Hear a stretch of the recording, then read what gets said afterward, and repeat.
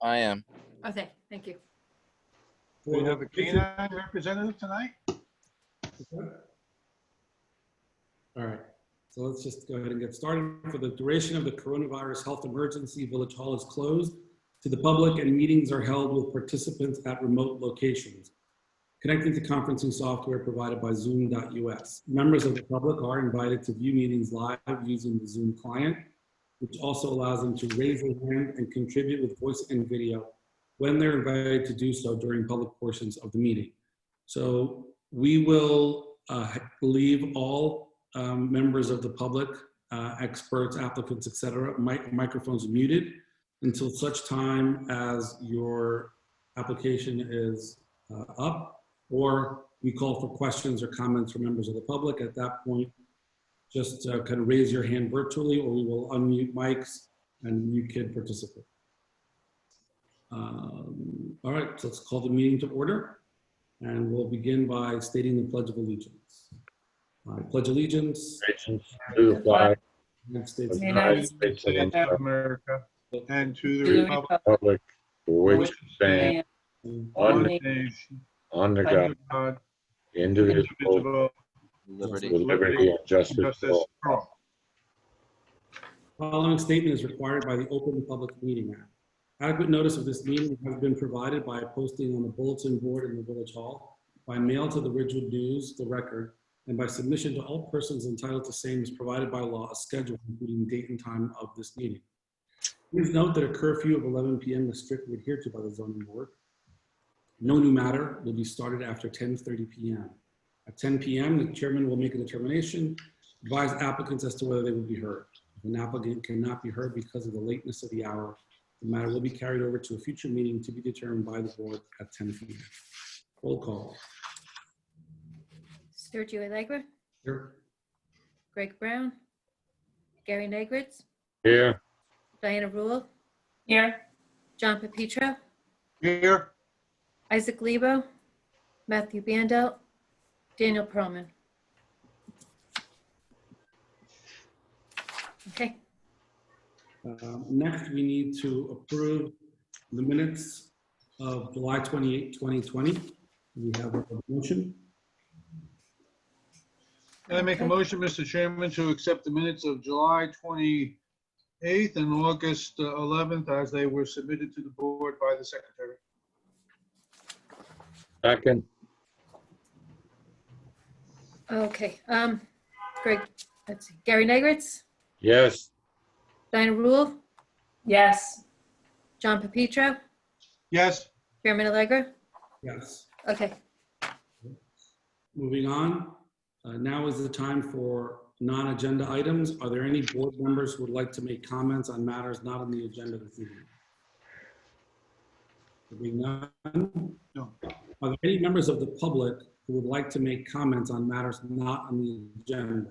So now is the time that we can unmute your mic. Let us know via the chat function if you would like to make a comment on a matter that is not on the agenda.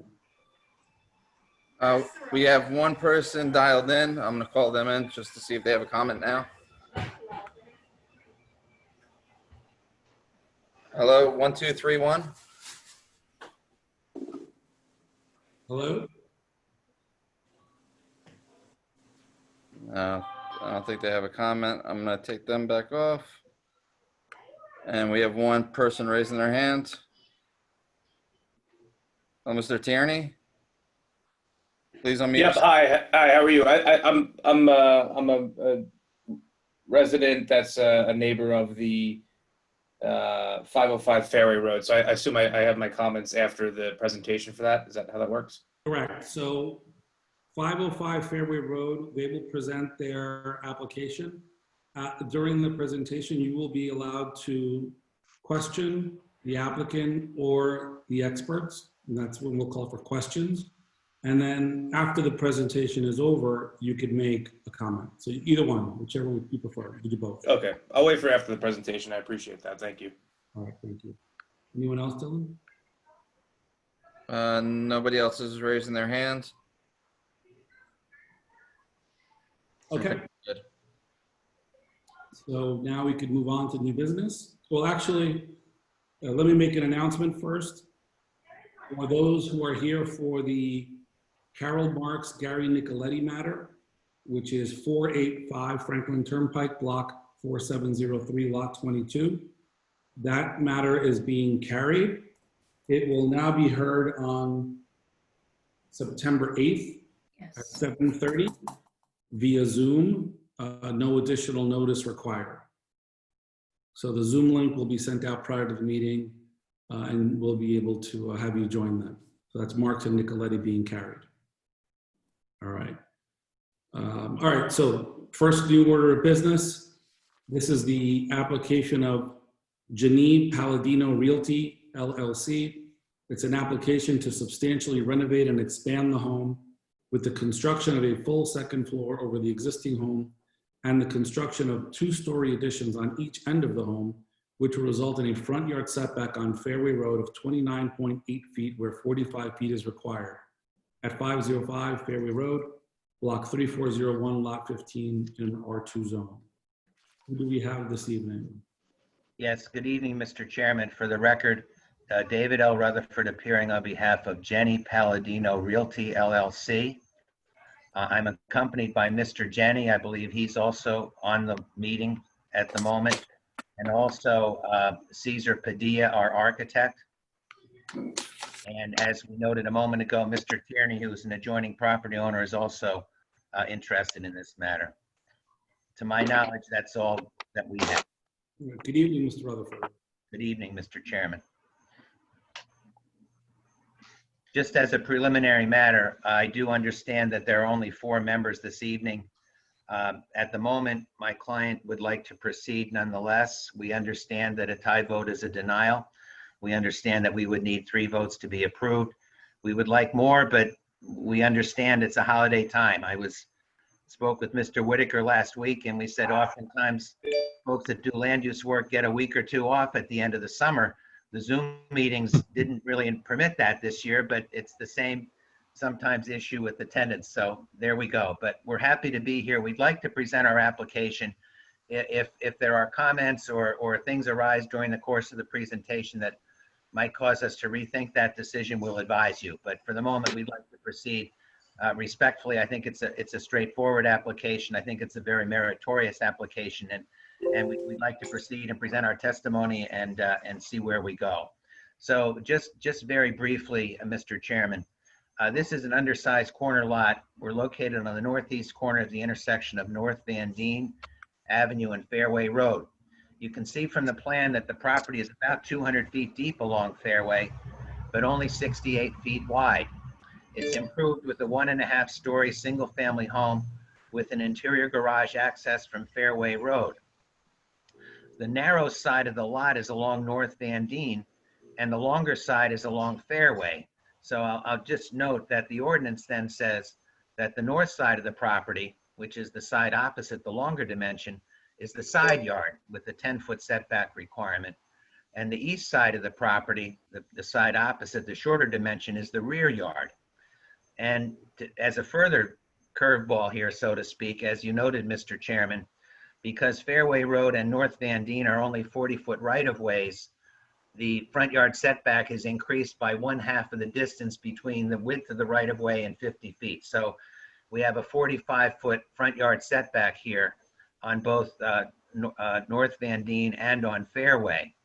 So if you consider the 68-foot width of the property, you take off 45 for the front yard setback on Fairway and the 10-foot on the north side, you're left with a building envelope of 13 feet, which I think we would all agree you can't do anything with. Now, we don't argue simply because of that condition we're automatically entitled to relief. There are a lot of other factors that go into it. So as you noted a moment ago, we will be substantially renovating and expanding this home. Those of you that have seen it will note that it has fallen into disrepair. I don't personally know how long it's been vacant, but I think it's been vacant for a while. And so what my client is looking to do is to construct a fuller second floor. You'll hear from Mr. Padilla, this is not a full second floor. There are areas of the first floor that will not have a second floor over them. So it's a fuller second floor. There'll be an addition on the west end of the home, which is going to be the garage. And that will encompass space that is a good chunk of which is now occupied by a sunroom. And then there will be a smaller addition on the westerly end of the home as well, in the area of the kitchen and the family room. The front yard setback on Fairway Road right now is 29.8 feet. That will not change. In fact, the addition on the west, which is the garage, is set back a foot or two further, and Mr. Padilla will reference that. We are also essentially maintaining the setbacks on the rear as well. There is a bump out on the kitchen, a one-story bump out that comes just a little bit more than 10 feet from the line. The garage addition is more than 10 feet from the line.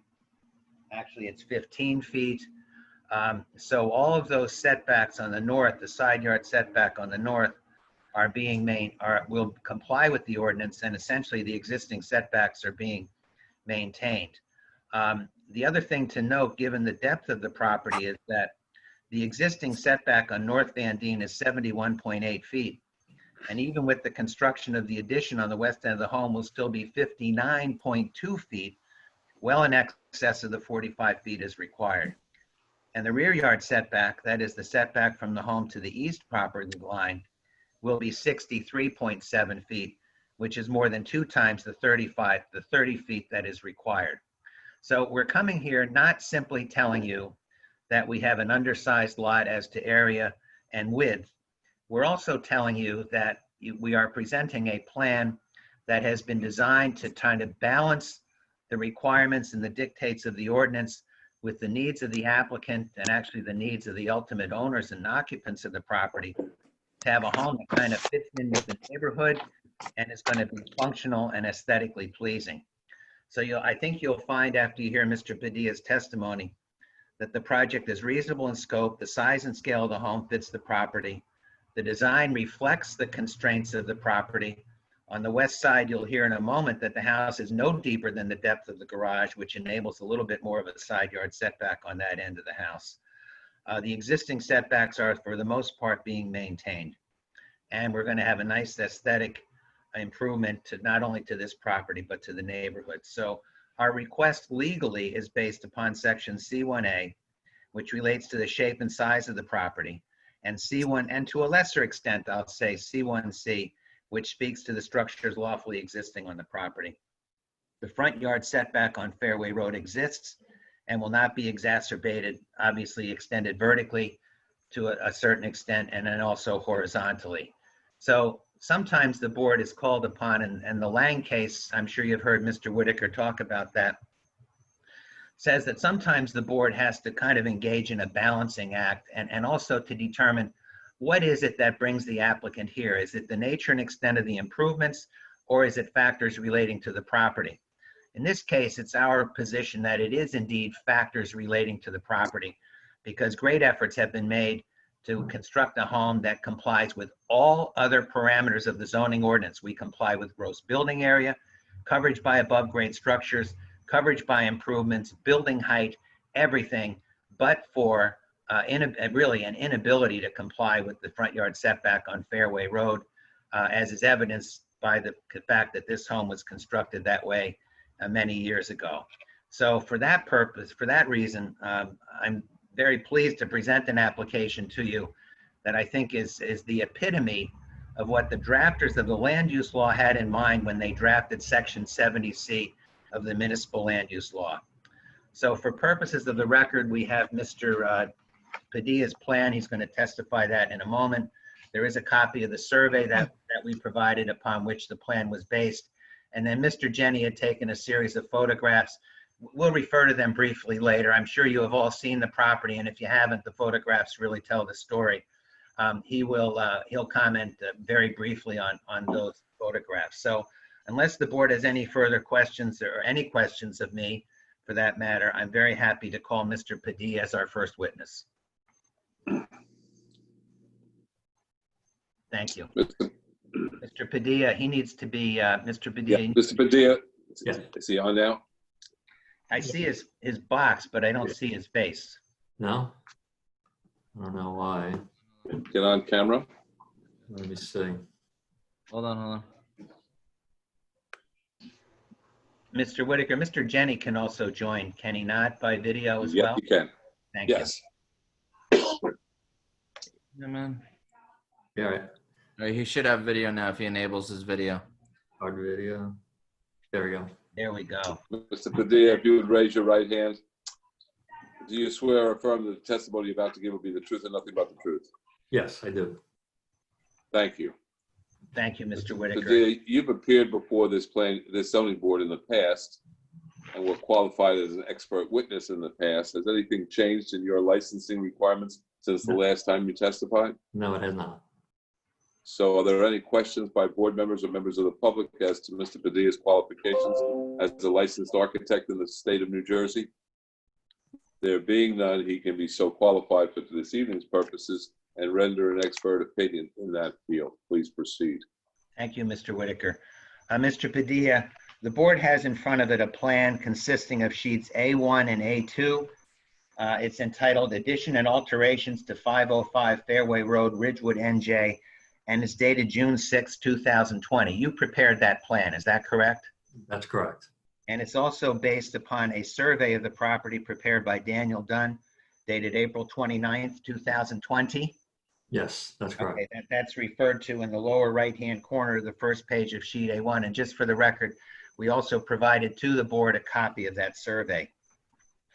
Mr. Padilla, just very briefly, if you could describe the property by way of its location, shape, and size, and if you could compare it to the requirements of the R2 zone as far as bulk requirements are concerned, please. Sure. It's a corner lot, as you described before. It's a long or a narrow lot. It's a 200-foot deep and 68-foot, or 200-foot long, I guess, or 68-foot deep. Requirements of property in this zone, you would be required to have a lot width of 100 feet minimum and 120 feet depth. So it's substantially on one dimension less than the requirement. Other than that, again, the setbacks due to the Fairway and Van Deen being narrower streets, setbacks are a little bit further or a little bit more extenuous than the normal. And compared to the other properties in the area, I mean, it's obviously the same thing. It's not as deep, but relatively flat in nature. So there's nothing extenuous about the property itself. And you've taken into account the width of the right-of-ways on Fairway and North Van Deen and calculating a 45-foot required front yard setback. Otherwise, only 40 would be required. Is that correct? That's correct. Okay, and you testified the topography of the property is, in your opinion, as an architect, unremarkable in the sense that it's not going to present any difficulties in the development of the property or the expansion renovation of the existing home. That's correct. Okay, tell the board just a little bit. The board has some pictures and I'm sure they've seen it, but tell the board just a little bit about the existing home in terms of its size and its physical condition. It's a smaller home. It's 1.5 story, about 25-foot deep and 39-foot wide. It does have a enclosed porch or covered porch on the west side and a garage, a single car garage on the eastern side. Okay, and the existing, as I indicated earlier, the existing front yard setback to the closest corner, which I guess is the southwest corner of the existing home from Fairway Road, is 29.8 feet. Is that right? That's correct. Okay, and we're conforming in the side yard on the north side, it's 10 feet, and all the setbacks are indeed in excess of that already, correct? Yes, that's correct. And just the last thing, you had this in your zoning chart, but we're also substantially undersized as to area. We're at 13,798, where 16,800 feet is required. That's correct for a corner lot. Yes. So maybe you could tell the board just in general terms, before we get into the specifics of the setbacks and the coverages and all those kinds of things, just tell the board generally what our client is looking to accomplish with this project.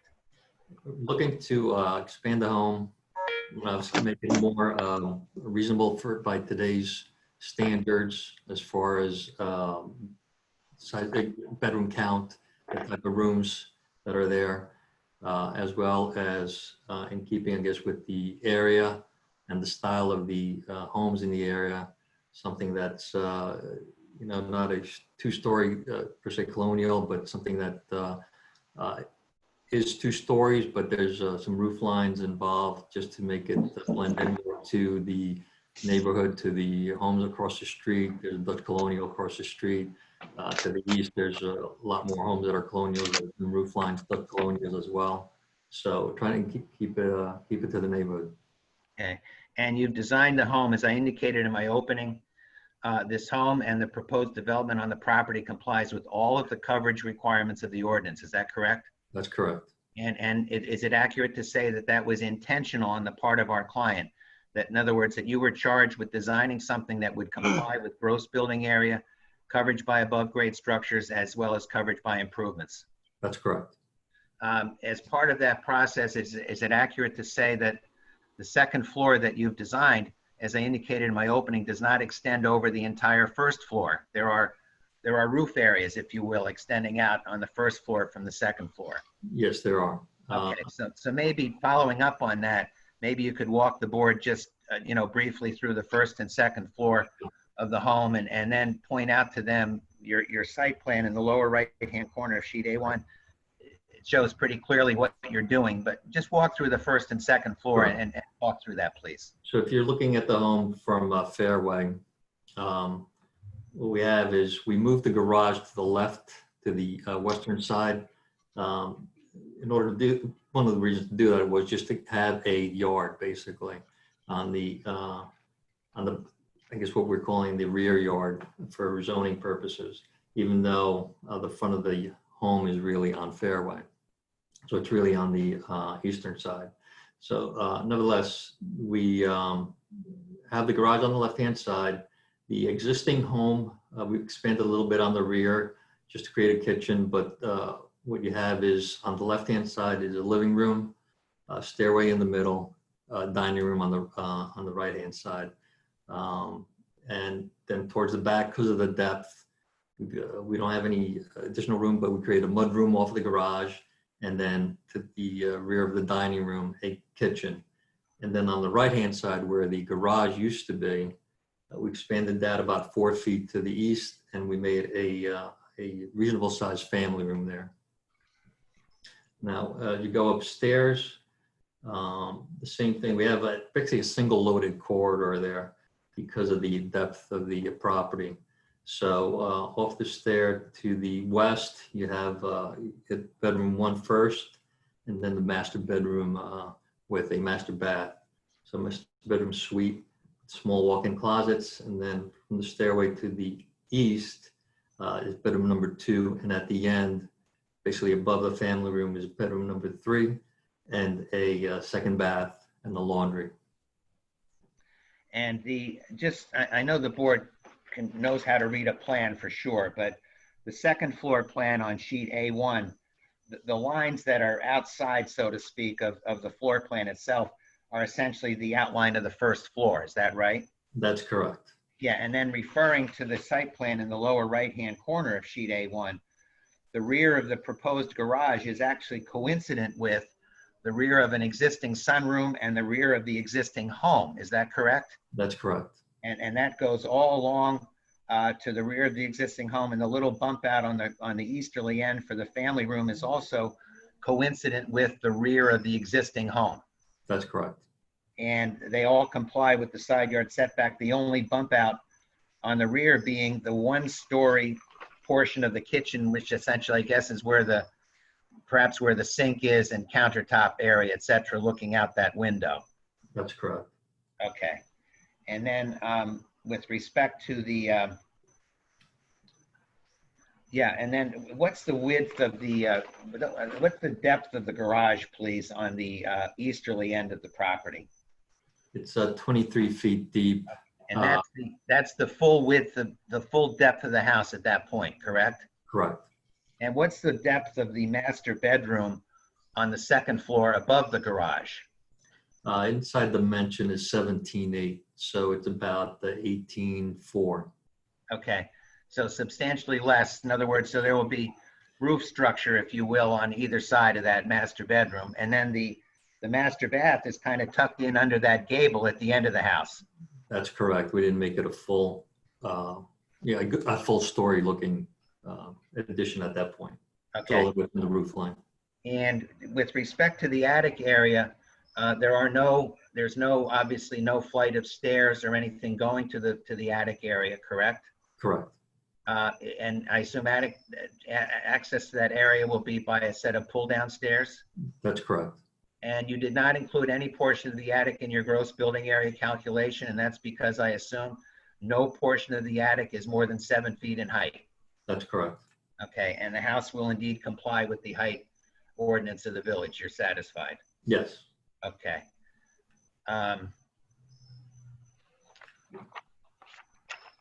So if we go to the bulk voting table, the only variance you've noted is the 29.8 feet along the front. Let's just talk about that front elevation for a moment. Okay. The front of the home, the setback from Fairway Road across the main portion of the existing home, as well as the garage, which is set back, the existing garage, which will now be the family room, is set back a few feet. Those setbacks are not changing. Is that correct? That's correct. And what's the difference in setback between the setback for the garage and the main portion of the home? That looks like to me like a foot or two. Can you tell us what that is? It's 2 feet. It's 2 feet. Okay, so if the main house is 29.8, the garage is actually 31.8 then from Fairway Road. Right. Correct. Okay. What else? Maybe you could talk a little bit about materials and I'm sure colors haven't been selected yet. Maybe you can talk a little about the exterior architectural style and the materials that are proposed. Sure. So probably just looking at the front elevation, like I said, we create some roof lines. It's going to be the dimensional shingles on the roof. And typically what Mr. Jenny does on the siding is a clapboard siding, like hardy plank, hardy board siding. We try to capture some detailing on the eaves, on the two cross gables, just decorative, of course, but just in keeping with some of the character of the rest of the homes in the neighborhood. Some decorative brackets with some trim and some horizontal, vertical siding at the peaks. Same thing with the window trim.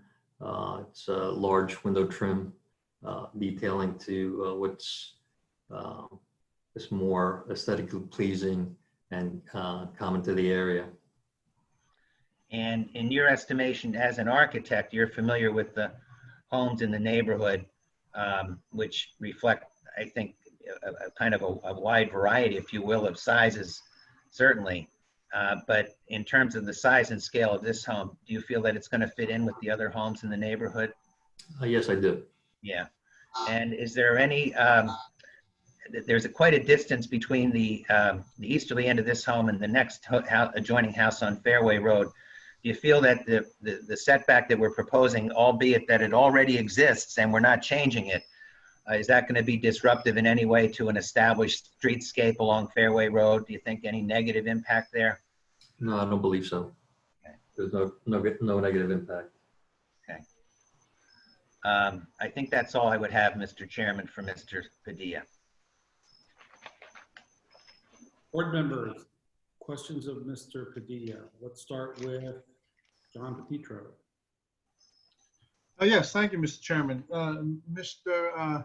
Padilla, I want to recognize for the record the efforts of you and the applicant to stay within those bulk guidelines, the percentages of coverage.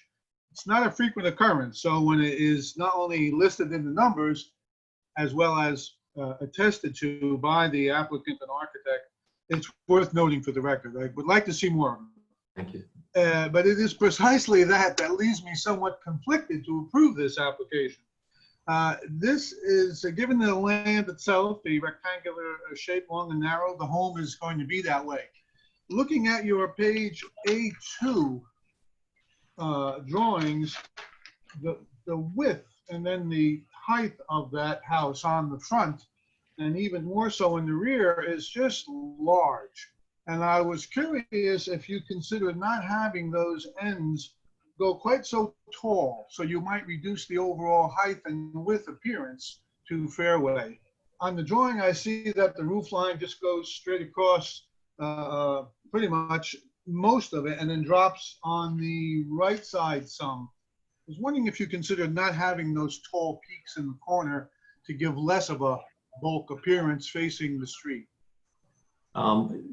Because it's a two-dimensional drawing, if you will, the ridge stays the same, but if you look at the elevation, the left side elevation, for example, even the right side elevation, the roof lines undulate back and forth, so it's not one continuous mass, if you will. So I did notice that. I did, but it still is quite tall.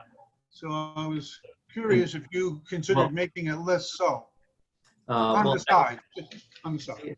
yeah, I think aesthetically, I think this is actually what looks the best, and also captures what we needed to inside the home. As far as height-wise, we're only about 28 feet high to the ridge, so we're still not at the highest we could be. Oh, yes, I know that as well. I see that. I'm glad you're below what's required. But it's just that tall ends, the width and the height just jumps off the page, and I have some concern that it'll be even larger when it's actually built and facing the street. So I was curious if you considered making those two sides less tall to some degree, if possible, without disrupting your internal structuring and roof pitching. Yeah. All right, so you're talking about the gables that are face fairway, lowering those? Yes, yes, that face fairway to the front, and then on the rear elevation, that'll face the neighbor. Those ends of the home, left and right side, that tall peak gable. On the rear elevation, looking at the right side of that rear elevation, the roof line is the same, and then it does drop some when you get over to the left side. But it's still rather tall, and that's where I'm conflicted. Yeah, there, unfortunately, I guess on that side, that west side, that's where I was able to tuck a bathroom in. Now, it's certainly not a large bathroom. You know, it's the shower, you know, it's only 6 foot deep by 12'9". So by lowering that ridge and roof line, probably significantly impact that bathroom, unfortunately. So, you know, my sense, I don't think it needs to be lowered, certainly in my opinion, but yeah, that's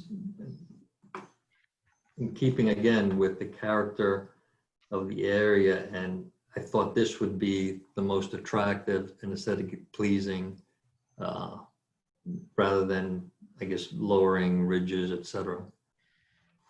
Well, thank you, sir. I appreciate that input. That's all I have for the architect, Mr. Chairman. Thank you. Let's move on down the line. Mr. Negritz, Gary Negritz, any questions? No question. Okay. Diana Rule, any questions? I got a question about topography. When you look at the photos, right now the garage that's on the right-hand side is lower than the rest of the house. What are you planning on filling in and leveling the house? Do you understand? Yeah, no, I do. So just on that family room portion, correct? So Right now, this Yeah. question's for the family room portion, yes. right. So the driveway, but if you keep on looking, I guess it kind of slopes down towards the east. I don't know if Yes. you Notice that or not? So we would just keep that consistent. You know, once we take So- the driveway off of there, it does slope up to the garage, the driveway itself. I don't know if you know. So, but right now, the garage, you must step from the garage up into the house. Yes. So is the family room gonna be using the same slab that the garage is on? No. No, it will not. It will be at the first floor. Okay, so elevation. you will be filling in more or less that lower level. You're gonna have to put some fill in to get up there. Or are you putting a basement underneath that? It'll be a garage? full space, Gonna be a crawl space? yes. Okay. Now, that leads me to the other side where the garage is gonna be. Is it gonna be sloped up then on the other side? Or Yes. you're- It'll Okay, so- slope up. Okay, thank you. One more thing. How much closer to the street will your new garage be on the left-hand side compared to the houses on Van Deen? So, Okay, so you're saying, okay, let me take a look. See if I could take a look.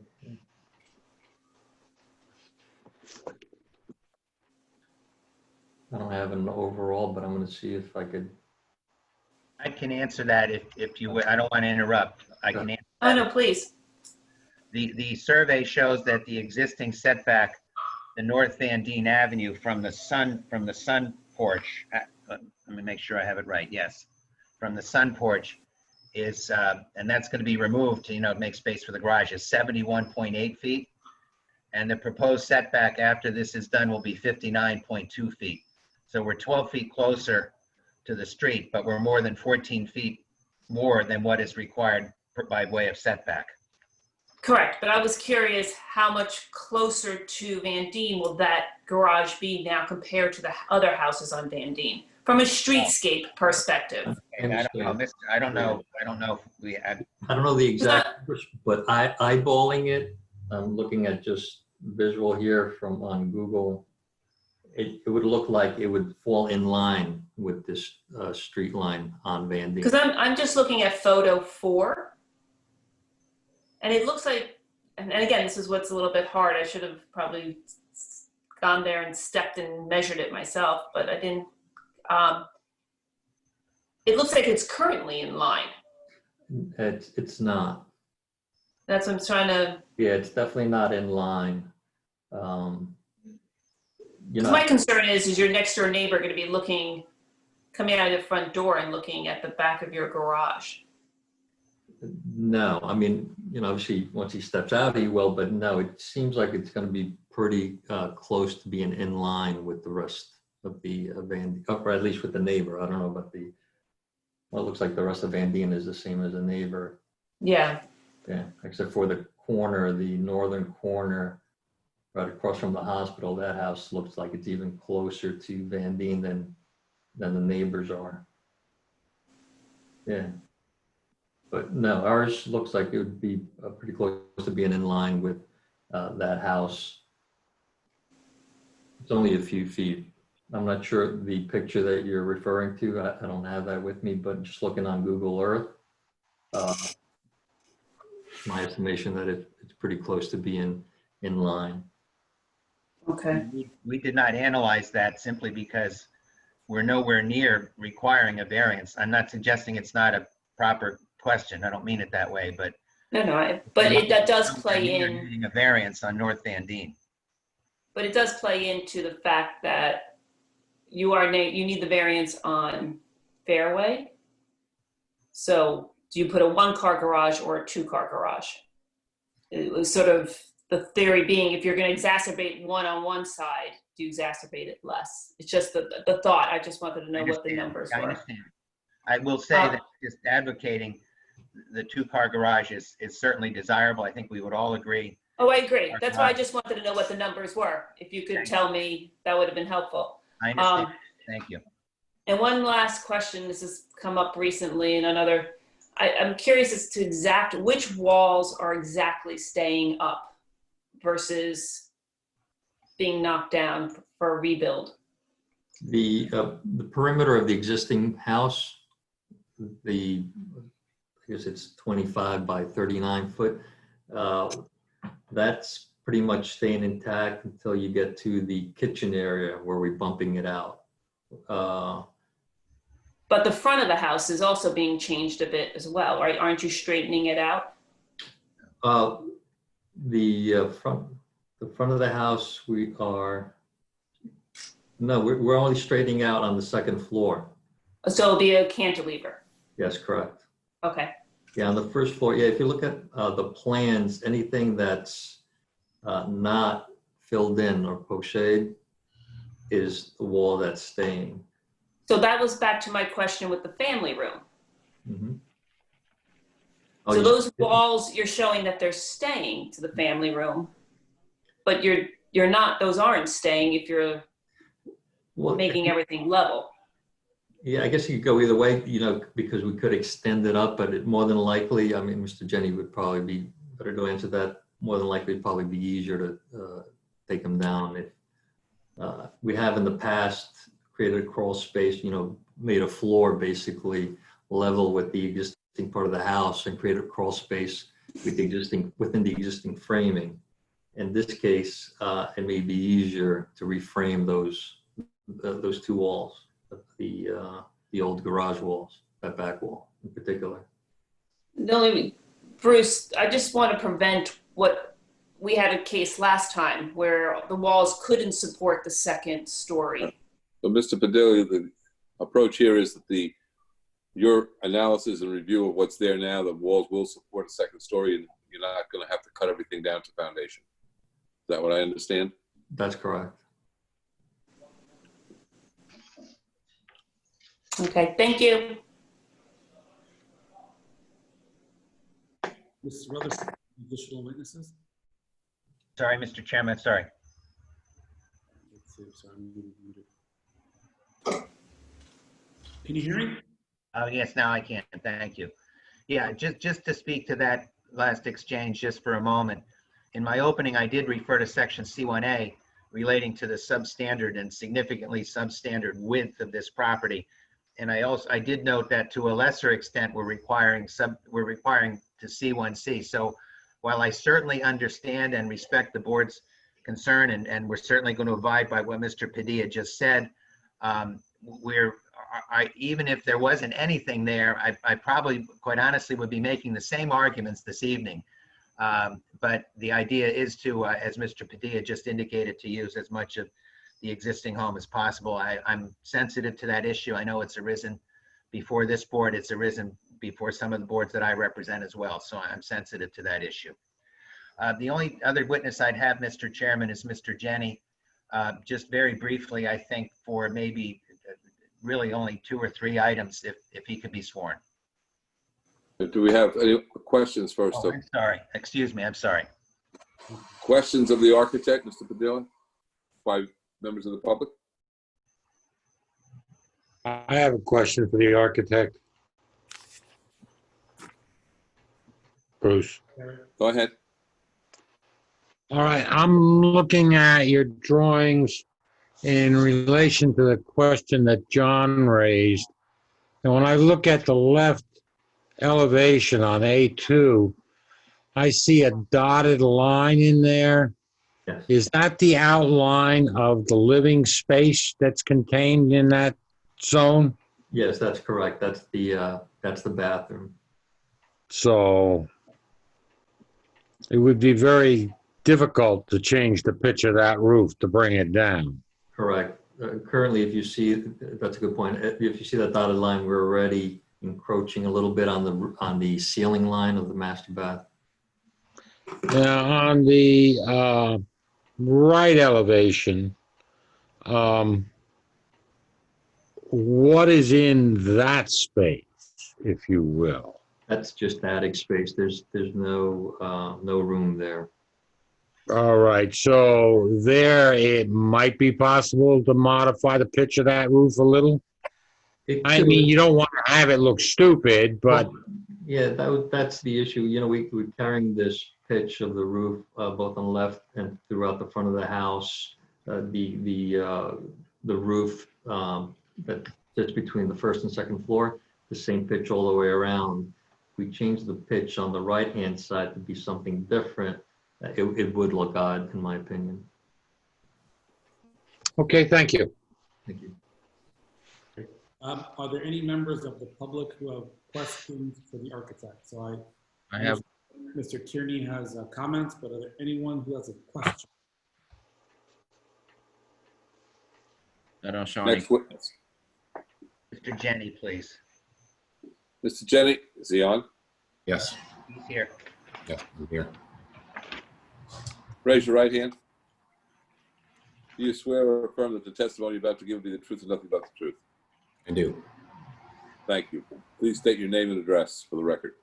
It's Robert Jenny. I live at 111 South Van Deen, Ridgewood, New Jersey. Thank you.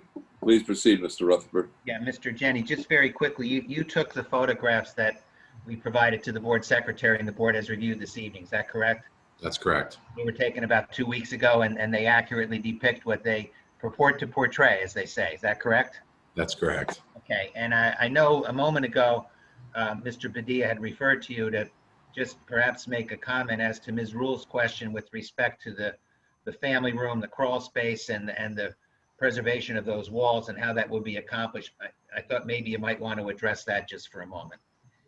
If the family room floor will match the rest of the floor height of the first floor, I could frame that floor inside of the garage. I wouldn't have to take down that wall if we didn't need to. I mean, I could block up where the garage door was and just go right on top of that. So that's possible to do there.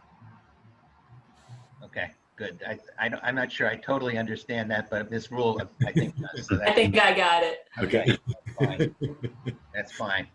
That's all. I think, Mr. Jenny, that's all I think I had for you, unless there's anything else you want to add. You're speaking about setbacks on Van Deen. The new garage will not encroach the neighbor's house. It will either be in line or less. It'll be further away from the street on Van Deen.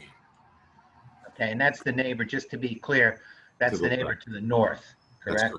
correct. Okay, Great, thank you. okay, thanks a lot. Thank you. That's all I would have of Mr. Jenny, Mr. Chairman. Thank you. Board members, any questions of Mr. Jenny? Yes, Mr. Chairman, I have two. May I proceed? Yes, please. Mr. Jenny, thank you again for doing all you have with your architect to stay inside the gross percentages. That's always a welcome thing when it shows up at a meeting. But the two questions I have are the grounds and the landscaping seems to have had as little attention as the house. Do you have a comprehensive landscape plan you're considering, and will the board get a copy? At the moment, I don't have a landscape plan, but I can definitely present one to you guys if you'd prefer. Well, I would just like to know how, if you at all, you're going to change it or refresh it, or what's it going to look like, because Well- now it doesn't look that well. Well, we'll need to clean up a few of the trees that are there that are right in the way of the new driveway. We'll definitely receive all new sod and sprinklers throughout. I normally do all kinds of front planning, and there'll definitely be a patio and some sort of escape to what we're going to call the new rear yard, which will be down Fairway Road. Okay, very good. Now, I'll just defer to our board attorney, Mr. Whitaker. Should we see that in some form, since it will be rather comprehensive? If the board members wish to see, and if they are so to grant affirmatively approval, they can make it subject to a site plan review of landscaping. That's the board's prerogative. Very good. Okay. And my second question, Mr. Jenny, will you and/or family members occupy this when it is finally completed, if approved? That's an irrelevant question. I beg your pardon. That's an irrelevant question. It's not a question that you want an answer to as far as your decision-making is concerned. Thank you, Mr. Whitaker. I withdraw that question with an apology. That's all I have. And Mr. Chairman, for the record, clearly, if the board saw fit to grant the application, a condition of approval for a submission of a landscaping plan to the site plan committee is perfectly acceptable. Thank you. Ms. Rule, Mr. Negritz, any questions of the applicant? There being none. Are there any members of the public that have questions for the applicant, Mr. Jenny? Dylan? I have one person raising their hand, Mr. Tierney. Okay. Oh, wait, hold on. I'm curious. Hello? Hello? Yes, can you hear me? Yes. Hi, I don't know if this is questions or comment or time. How does this exactly work? I'm the resident that's on the north side of the yard, where I believe, I apologize. Mr. Yep, Chair, sorry. Now is the time if you would like to make to ask me questions, which you're entitled to. You could ask questions of either Mr. Jenny, the applicant, or Mr. Padilla, the architect. If you don't have questions and you just want to make a comment, then I'll be calling for comments very shortly. Okay, then I have one question. Similar to the comment on the landscaping on the north end, which I believe is a side yard, is there any ideas or plans to create kind of visual blockage given how close the proximity and the elongation of that side of the house will be to our house and basically the majority of my backyard, given our house faces North Van Dien? You know, I have no issues with that, doing hedge lines or some sort of arborvitae hedge line there. I'm really okay with all that, if that's what you'd like.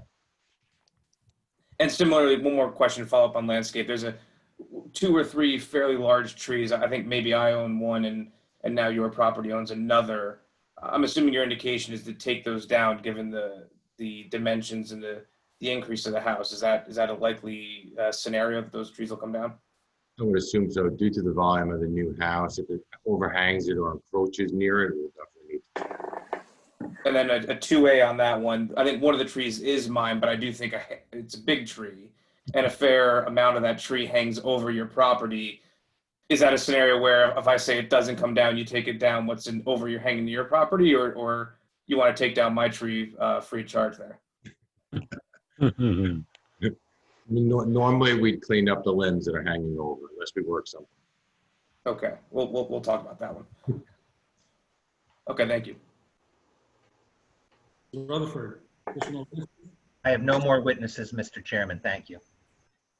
Do you have any additional testimony, or we could open it up for public comment? Thank you, yes. All right, so Mr. Tierney, now is the time for the public to make comments. If anybody would like to make comments, and now is time to get sworn in and make such comments.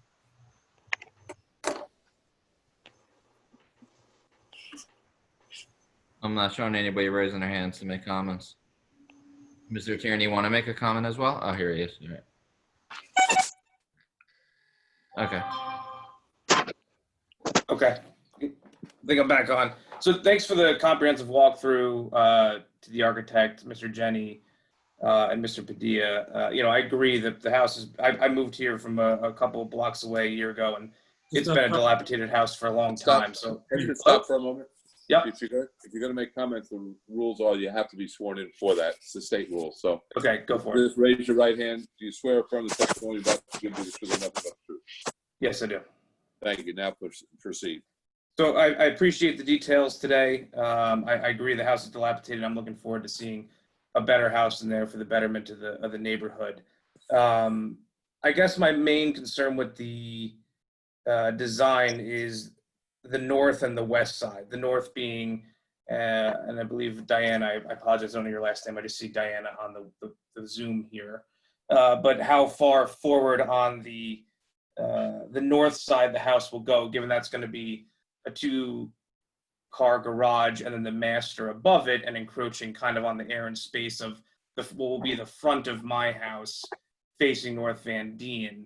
And can that be scaled back to a little bit lesser degree, kind of either in line or maybe a little bit more than what is currently a sun porch? Because the sun porch is just that. It's only a story high. It creates an airy space. And so that side of my house looks on the corner of Fairway and North Van Dien with some open air right now. If that's going to be where the garage goes, plus the master, plus whatever space is going to be above it, it's going to be kind of obtrusive, sticking out towards North Van Dien, and now actually encroaching a little bit more onto the west side, which is basically my side yard, which is already extremely tight to begin with.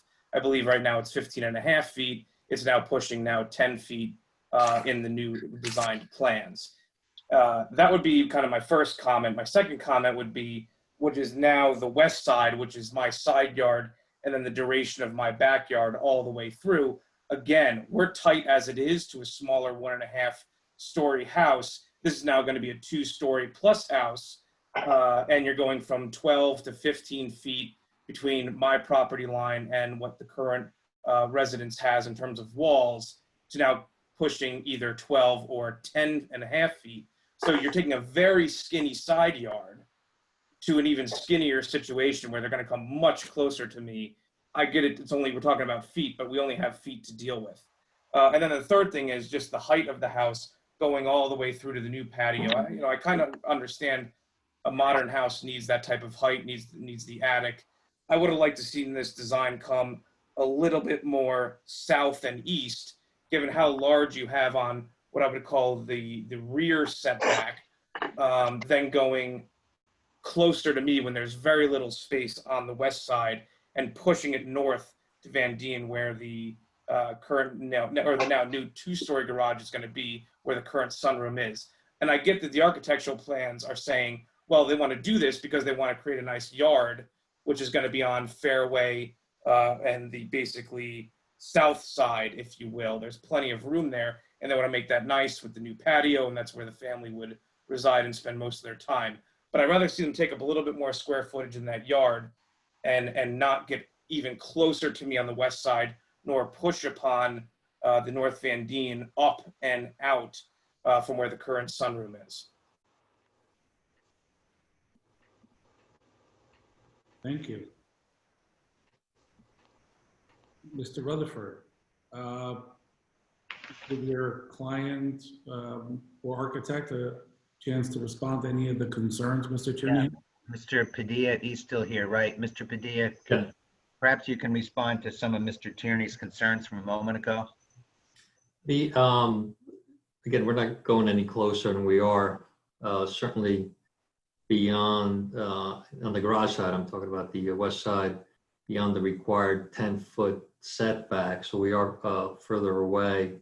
That's a bit of a nuance, though. That's a side yard, but I think everybody can appreciate if it's at 12 and 15 feet now, getting to 10 in certain aspects of the house is a pretty slim strip of land, right?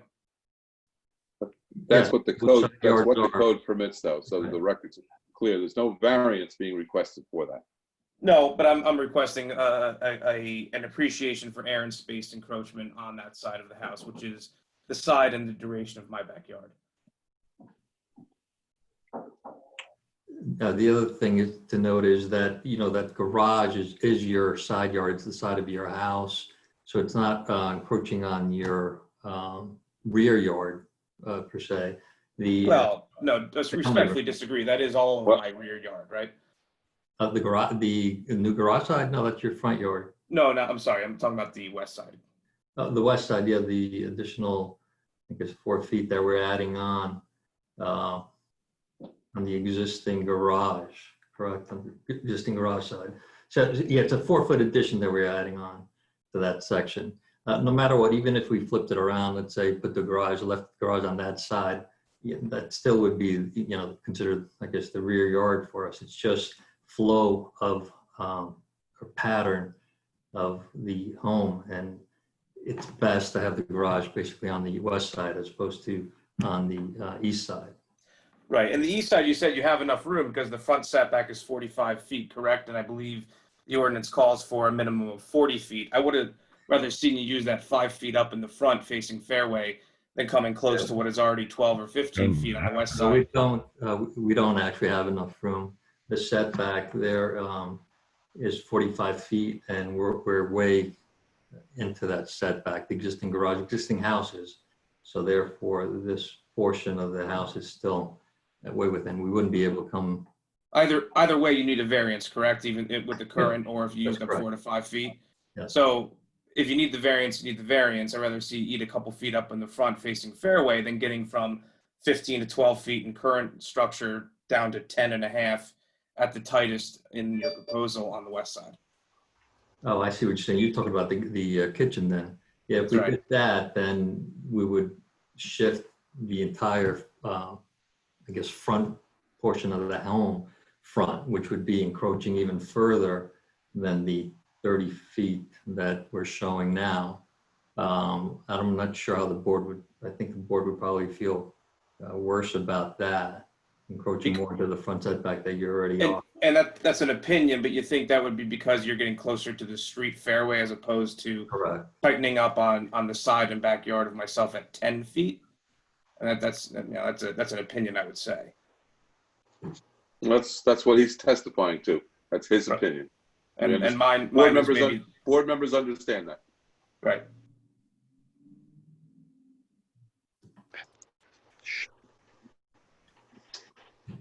Mr. Rutherford, anything further? No, I'd just like to be heard briefly if I could. Certainly. Thank you, Mr. Whitaker. I don't have to repeat everything. The board has a real good idea of what this is about. I just would like to bring us back to what brings us to the board, and that is the front yard setback on Fairway Road. We certainly are sensitive to and appreciate Mr. Tierney's concerns. I certainly understand those. He's an adjoining property owner, and he's right there. We get it. Mr. Jenny has indicated that he's prepared to put plantings along that property line, which is intended to shield the new home to a greater extent from Mr. Tierney's property. That's number one. I think that Mr. Tierney's concerns also are addressed somewhat by my comments in my opening, where I said that this is not a monolithic second floor over the first floor.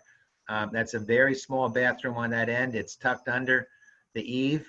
The second floor does not extend fully over the first floor throughout the whole house. The bump out on the rear is very small.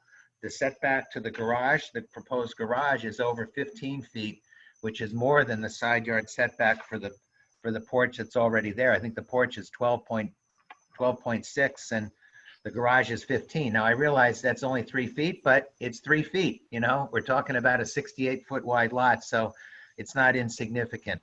And again, along the rear, it only comes closer with that kitchen bump out. Otherwise, we're remaining the setbacks. And the idea with respect to the front yard setback on Fairway Road was to essentially preserve what's already there. We didn't want to come in with a plan that would require us to come any closer to Fairway Road. And we hope you understand that the design of this home is really minimal. It's not very deep. I asked Mr. Padilla, the depth of that garage is no more than 23 feet. That's it. I mean, there's nothing behind it and there's nothing fully above it. So, you know, it's a tough property. Thankfully, we do have some room in terms of the depth of the property that enables us to more than comply with the front and the rear yard setbacks. To a certain extent, I think Mr. Padilla responded to concerns of the board about the facade and the elevations. You know, the drawings are probably not as, they're two-dimensional, so it may not give you exactly the idea of what it's going to look like. But once again, we are here only for the front yard setback variance. Everything else complies. And you know, for better or worse, the mayor and council has determined that the 10-foot setback on Mr. Tierney's side is acceptable, and that's how it is. So I don't say that lightly, but I do say that it is just the one variance. It's a very unusual piece of property. We think any detriments can be mitigated by not only the design, but with landscaping. We're very happy to submit that plan to the board. So that's really all I have to say, Mr. Chairman. I appreciate the time you've given the board at the matter this evening, and thank you. Thank you, Mr. Rutherford, and thank you, Mr. Padilla and Jenny. So now is the time for board deliberation. The hearing is now closed. We'd entertain any deliberation, comments by board members, and/or a motion.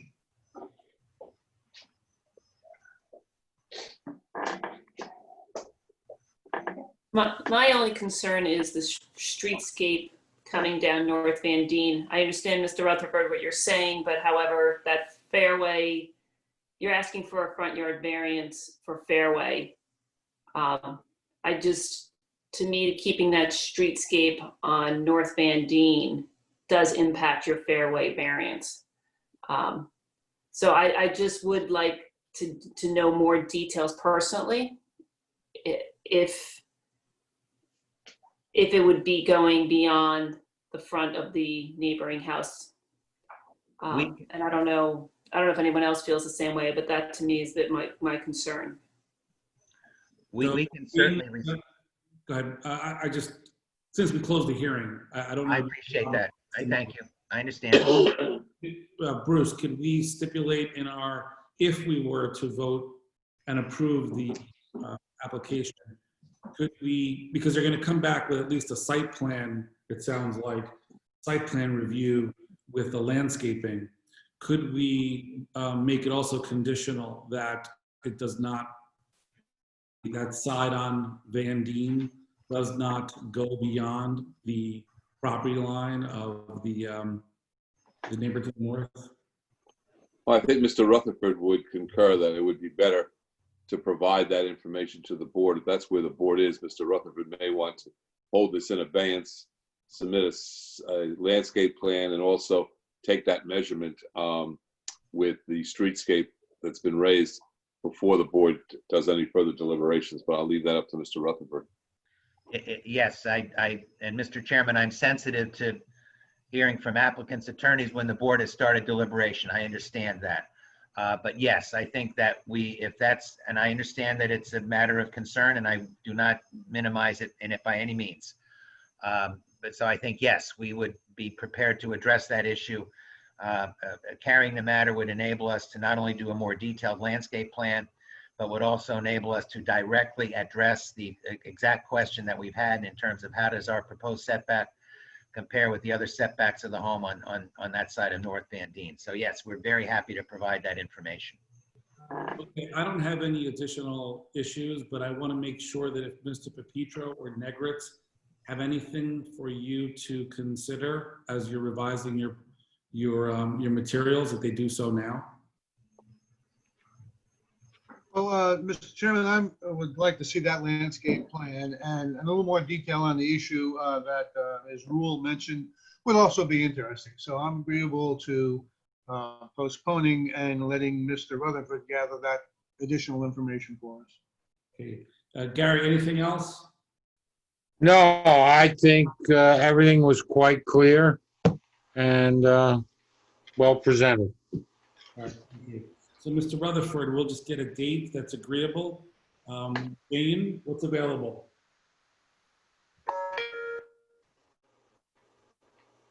All right, September 22.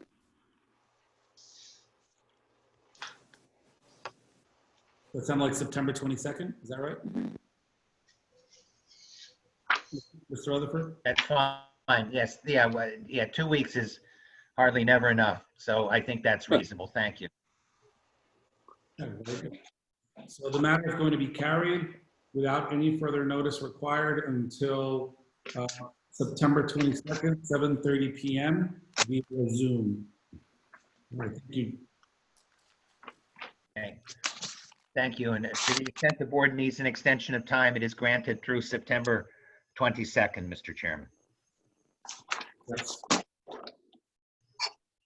All right, we are going to take 5 minutes for a fire break, and then we will hear the Aschenbrand matter when we return.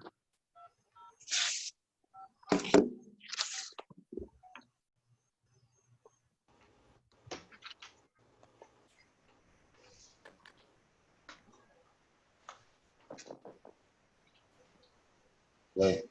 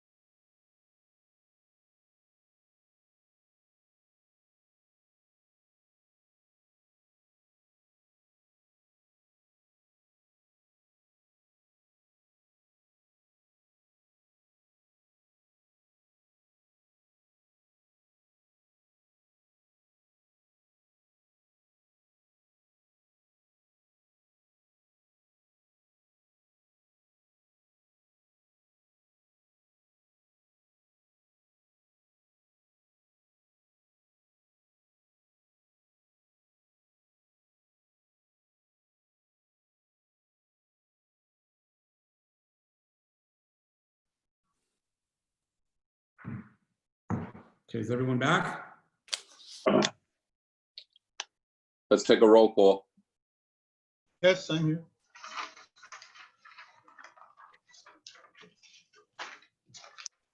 Jane, Sergio, here? John Petro. Yes, Okay. Gary Griggs.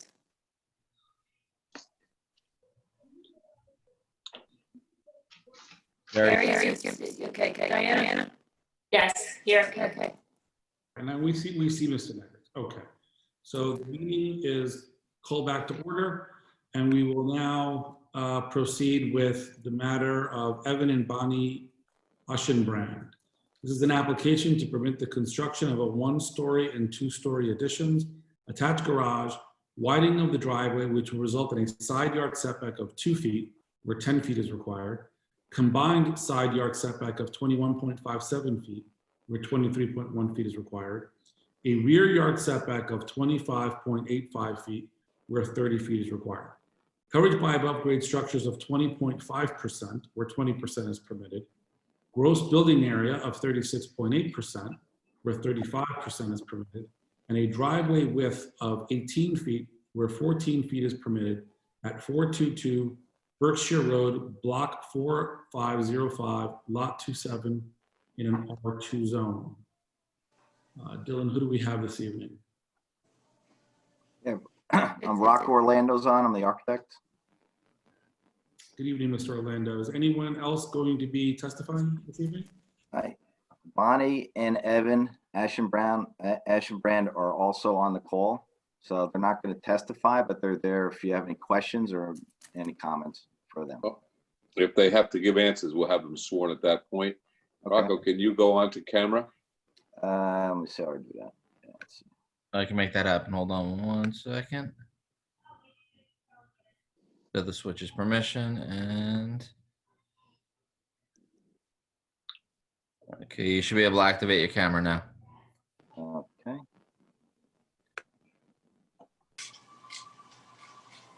Yep. There you are. Hello, everybody. Dylan, am I able to share a screen when I come up to share some items as an exhibit? You are now. Okay, thank you. Rocco, these are the exhibits you've submitted, correct? It's nothing new. Well, there is something new, Mr. Whitaker. So I just want to go through that. There's a zoning map that I have as one document, and the A1, A2 drawings that were submitted. There's a slight adjustment to those drawings. Well, there is a rule that has come down with this Zoom through the DCA that any exhibit that is going to be considered by the board has to be submitted 2 days in advance so they could be posted with the application. So you've got to make a decision. If it's a necessary exhibit for tonight's hearing, you would have to carry the hearing till the meeting that Jane selects to present that. Otherwise, you could go with other exhibits, but you could not use those exhibits. That's not something I made up. That's the rule. Is it an exhibit I can show, but you can't take it as evidence? No, you can't show it.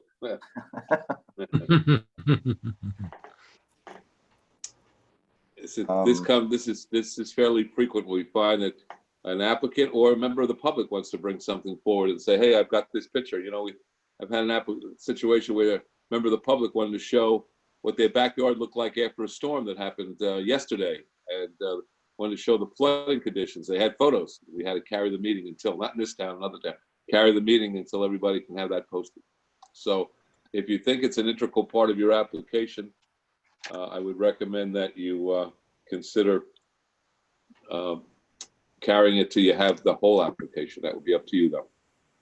If we were to, it is information I would very much like to present. Jane, what would be if we were to move this meeting, what would be the next meeting? Can we get on the 8th? No, you'll be on the 8th. You'll be on the 22nd. Sorry? Be the September 22nd? I'm sorry, September 22nd? Yeah. Can I go on mute for a second and talk to my clients? Certainly. Okay.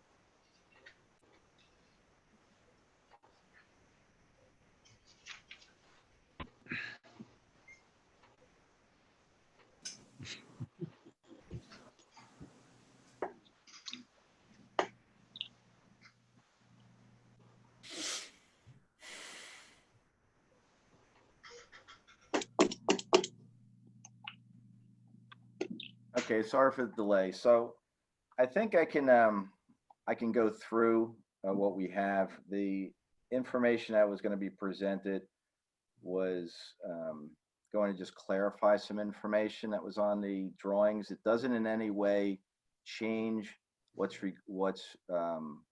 being requested as a variance. It was just adding some information to just give some additional insight of the property.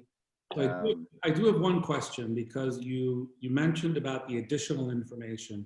Yeah. But then you also stated that there were changes to the drawings that are in front of us. So, when we approve the application, if this were to get approved, on the drawings we have. So Bruce, what type of changes would be permissible to these drawings so that we could see them today? Well, the drawing can't be amended or modified unless it's because it would be a new exhibit. Okay, so. It would be the same, Rocco, two things, Rocco. It'd be the same as if during the course of the hearing, you wanted to say, oh, I'm going to change the plan.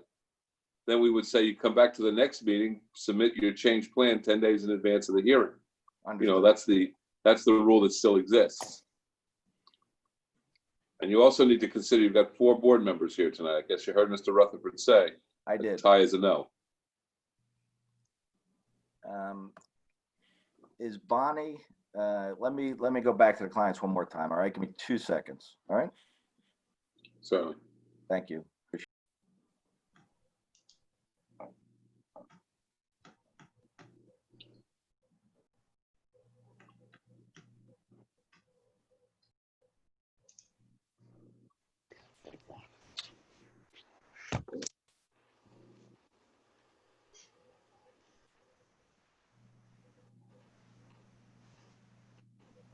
Okay, if you could push us to the next available meeting, Jane, we'd appreciate that. I'm very, very sorry for the not understanding the process with the exhibits, but we will wait till the next meeting, so I appreciate it. So this meeting would be, hearing would be carried till September 22nd at 7:30 p.m. without any further notice. If there are new exhibits to be submitted, they should be submitted 10 days in advance. And then they will be they will be posted. And Mr. Whitaker, would you like, I have them electronic. Would you need hard copies as well? I know I gave Jane initially 2 sets. Jane? I will need, I guess, 3 hard copies. Okay, I'll give you 3 hard copies. There's basically A1, A2, and a zoning map that I'm going to use as exhibits or updated. So I'll give you 3 of each. 3 of each, 3 hard copies and the digital. Hard copy, I'll sign and seal. A zoning map's just a zoning map, but I'll do it for the drawing. All right, yes. Okay, and then you want it also digital. Yes, please. Okay, I will drop them off to you tomorrow. Okay. All right, great. Okay. Thank you, Mr. Orlando. Okay, thank you. All right, so if anybody's on for that matter from the public, it's being carried to September 22nd, 7:30 via Zoom. Thank you. We can move on. We now need to memorialize some resolutions. Yes. The first resolution was for 105 Somerville Road. Johnson, that was the discussion regarding the walls being taken down. Chairman Allegra, Yes. Greg, I'm sorry, Diana Rule? Diana? Sorry, yes. John Pepitro? Yes, And we have the Sanchez residence, 11 Randolph Place. Chairman Allegra, Yes. Gary Negritz, yes, Diana Rule, Yes. John Pepitro. yes, Pedrosa residence, 243 Van Amberg Ave.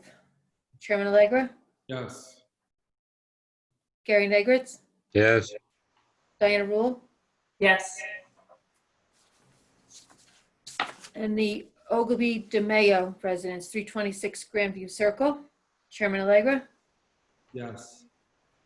Gary Negritz, yes. and that's it for that.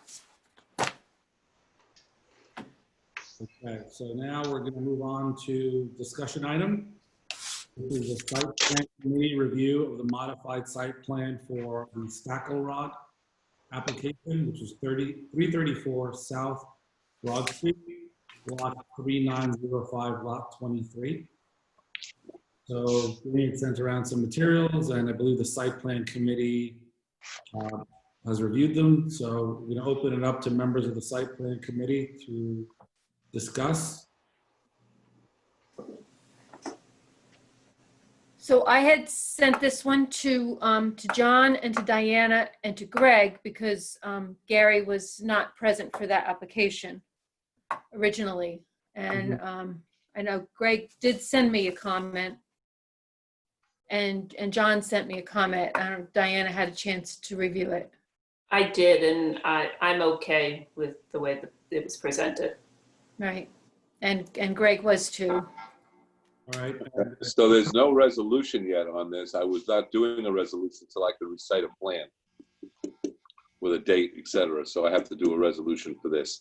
You approved it subject to site plan review, but because the plan review required more input than normal, I held back from doing the resolution. So now I can do a resolution to be adopted at a future meeting. John, you brought up a point that what prevents them from paving it later. Was that your point, John? no, it's actually more than that, and I'll be as brief as I can. I don't recall all the issues that we discussed on the original, but I do believe we talked about not just the size of the driveway, but also how everything had deteriorated, the landscaping, nothing is maintained, especially that area between the two buildings that juts out into the driveway area. I was just there again today, and all of the landscaping is unmaintained. And down in front of that garage, there were two parked commercial vehicles, and I've gone by this property a few times waiting for this plan to be sent to us, and a fair amount of equipment outside. So now that area in front of the garage, which is all tarmac and has a drain built in, changing that to concrete strips and turf, I don't see it as a practical way just to reduce the square footage. It's the lowest area, and I happened to be there today when the storm came. So I waited until it passed, and I just took another look, and it doesn't take much to build standing water. So this whole property seems to have had things added to it. The front home is two-family, and then the back home added, and then the garage. That whole driveway, I think, needs better evaluation and use. And the area that concerns me that hasn't seen any attention is between the two homes, where you have that square patio. Well, that area is completely overgrown. I think that a lot of the driveway to the south or left side is where we could remove coverage and just request a better usage of that property to park vehicles next to the home rather than some 20, 30 feet away on the opposite side of the property where they are now. In fact, when I was there today, there were cars parked all along that south side. It just seems a better solution than putting in turf at the lowest point where water, standing water can accumulate. It's not just the best idea just to reduce square footage. Seems No, to and be.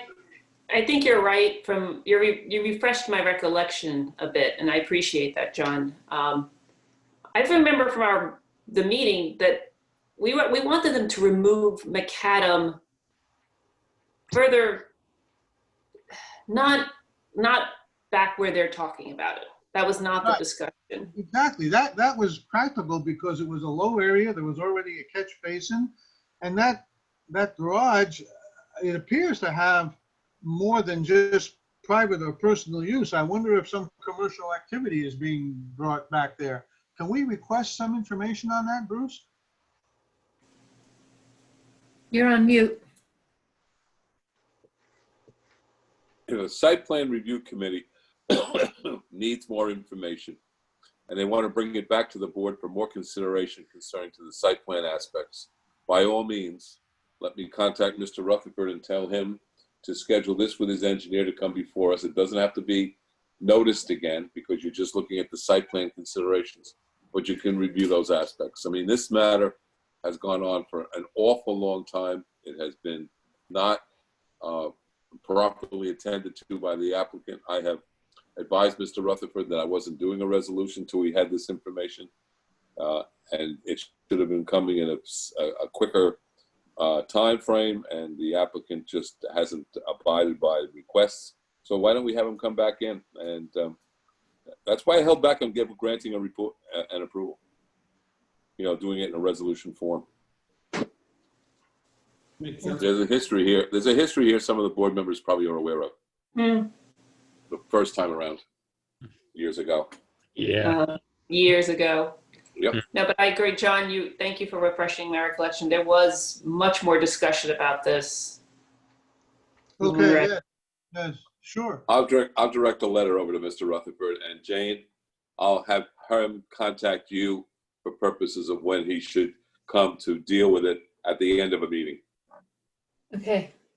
Okay. One more thing, Bruce, you might add there. I'm concerned about the overall landscaping. Everything is overgrown, so that's part of it. And that area between the two homes could be better used for parking. But what about that large tree? It doesn't look to be in good health. I was there again today, and there's spots of just no growth on it. I wonder if it's safe to leave it there because it already is listing. I'm suggesting these are the things you're going to present to him then. You're going to have to review it. Maybe he's got to come back to another meeting after that. Okay, thank you. Okay. Make a list of all the things you want to address that night so we can give a laundry list of them. Very good. Bruce, can I just Yes. ask an information question on this? Seeing as I didn't attend it, I don't have a say.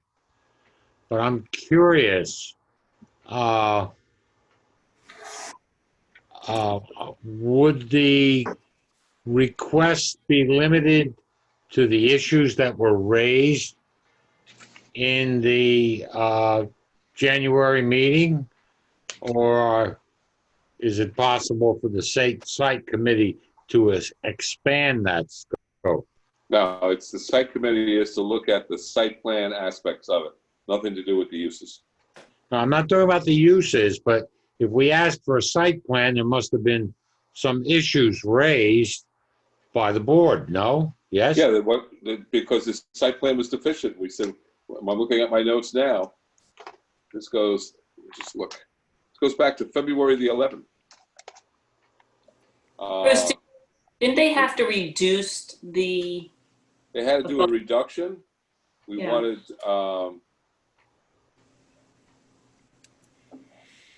the impervious areas removed, highlighted areas impervious to be removed. There was 600 square feet of concrete patio by a garage. We wanted, and they said they were going to redesign it and bring it back to us. So you're not satisfied with what you've got now. So have them come back, tell them all the things that's wrong with the most recent plan that they've submitted, and then we send them back to do it further. Bruce, was there anything in that, in your notes there that the board specified a specific amount of square footage or left it open to how much could be reduced? Left it open to see what kind of plan could come back. That's what I have here. Very good. Okay, so that gives us flexibility then. Okay, Yeah, I think it was a 600 square foot area. okay. Well, Mr. Rutherford mentions 1,000 square feet in his letter, but Yeah. I don't remember that. You know, and you've got a lot of other things that you've got here. This has been an issue in the past. It's been an issue since the first hearing that went on for probably, what, 2 years plus? Within attention of, and then the ability to not maintain the building. So let's have them back in. Very good. Thank you, Bruce. Thank you. That's all I have, Mr. Chairman, on that. No, that's great. That's the right approach. More.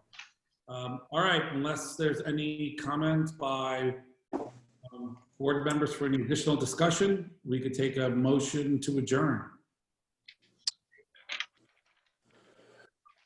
All right, I'll make a motion to adjourn. All in favor? Second. All right, so next Aye. September 8th. Everyone have a good holiday. We'll see you then. Yes, enjoy Labor Day, folks. Take care. Bye. Bye, guys. Likewise, Bye. everyone. Aye. Thanks, Dylan. Enjoy the rest of your vacation. Will do. I'll talk to you later. All right, bye. Bye.